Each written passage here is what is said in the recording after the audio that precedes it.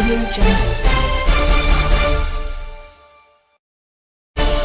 afternoon.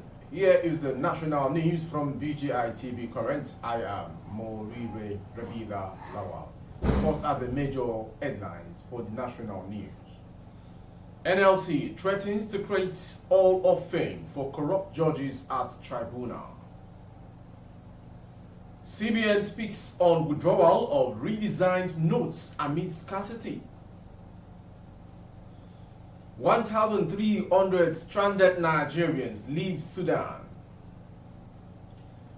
Police rejects 1 million naira bribe from suspected ritualist in Ogun. And on sport, Ubade dedicates Golden Eaglet win versus Zambia to Chip Polo Polo's 1993 airplane crash. Now the news in detail. The Nigeria Labour Congress has threatened to create a hall of shame for corrupt judges that deliver what it described as ridiculous judgment on election petitions. The normal national president of the NLC, Joseph Ajaero, stated this on Sunday, barely 10 days to the commencement of the Presidential Election Tribunal, built for May 10th. Ajaero spoke in Abuja at a joint briefing with members of the civil society group under Labour and Civil Society Front. He said Nigerians must come out to rescue Nigeria's judiciary, claiming that the judiciary has set so many states and institutions on fire with ridiculous judgment, insisting that it must answer certain questions from Nigerians. He said the judiciary has so many questions to answer. If they fail to answer those questions within a short time, we would create a hall of shame for those judges that come up with judgment, for those judges that create such problems that will happen soon. Now, the destiny of the country is in our hands. It is either they fulfill it or they are betrayed once again. When they tell you to go to court, they are telling you that that is the end of the matter. Somebody will still yell and say go to court. On what basis are those statements being used? That's the level of ridicule that the judiciary has brought, and as Nigerians, we all need to come out to rescue the judiciary, or else there will be no need to continue going to court. Going on to the next story. The Central Bank of Nigeria, CBN, has reacted to claims that it plans to phase out redesigned 1,000 naira, 500 naira, and 200 naira notes amid scarcity. Recall that Nigerians had continued to lament the scarcity of the redesigned naira notes across the country. The development comes amid the month-long cash scarcity which struck Nigeria's economy in the first quarter of 2023 owing to the implementation of a cashless policy by the CBN. However, in a statement by the Acting Director of Corporate Communications, Dr. Isa Abdelmumin, the Apex Bank described a report of the plan to phase out the redesigned naira notes introduced by President Muhammadu Buhari on November 23, 2023 as fake and untrue. CBN said the public should ignore in its entirety claims that it is contemplating withdrawing the newly redesigned notes. He stressed that the speculation was unfounded and a ploy to cause panic among members of the public. And going to stranded Nigerians in Sudan. The National Association of Nigerian Students, Sudan, said that 1,300 stranded Nigerians left Khartoum on Sunday. This was contained in a letter signed by the Public Relations Officer, NANT, Arnold Pantemi, on Sunday.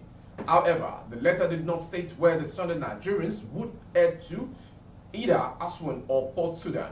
The letter read, "This is to inform the general public that all the remaining Nigerian students have been evacuated from Khartoum today, Sunday," which states yesterday, April 30th, 2023.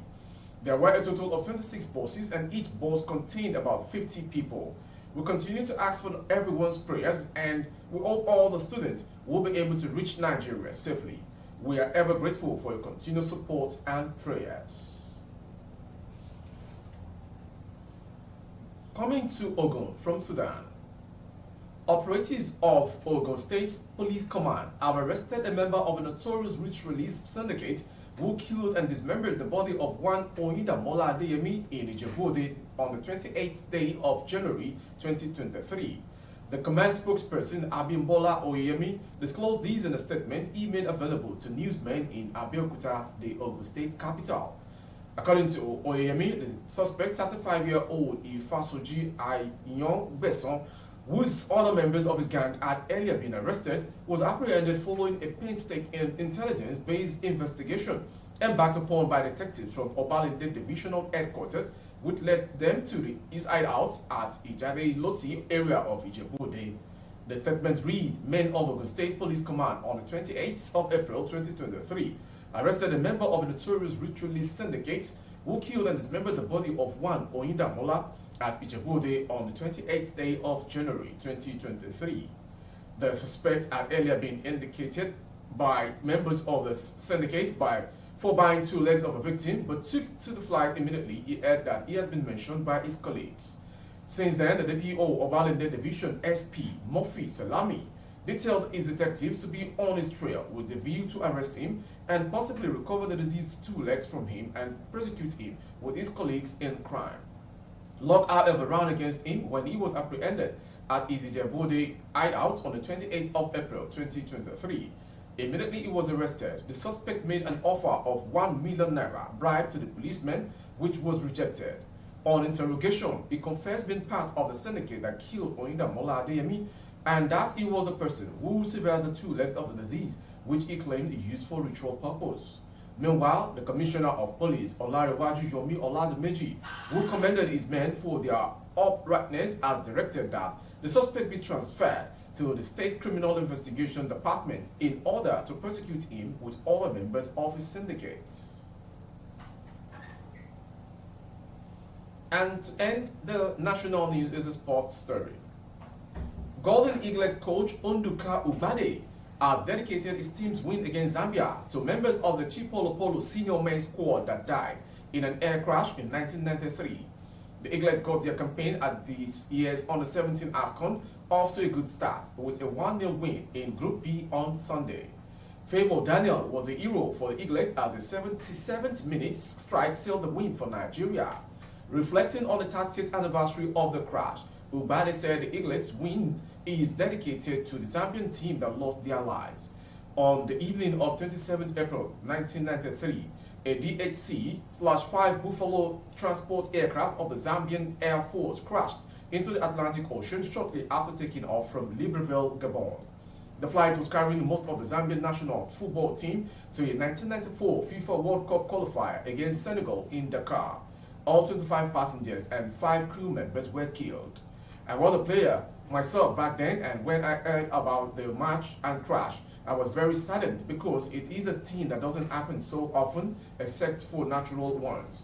But that Zambian was able to raise a team after that was a very wonderful team. So our victory is dedicated to those that died, the ones that are living, and those that are representing Zambia in this competition. Ubade expressed happiness that despite the difficult nature of the game, he is happy his team emerged winners. That ends the national news this hour from BGI TV Currents. Before we go, some major headlines. NLC threatens to create all of shame for corrupt judges at tribunal. CBN speaks on withdrawal of redesigned notes amid scarcity. We also brought to you that 1,300 stranded Nigerians leave Sudan on Sunday. And lastly, on sport, Ubade dedicates Golden Eaglet wins versus Zambia to Chipolo Polo 1993 air crash victims. For more updates on YouTube, our handle is BGI TV Currents. Kindly subscribe and click on the notification bell. Select option all to access all of our broadcasts. On Facebook, Bagide Imo with Alawiye Adebayo. Please like and follow the page. For advert placement of your goods and services, coverage of events and functions, please dial the phone number streaming on your screen. Thank you for watching. I am Morire Rebila Lawa. Good afternoon. Audio Jungle.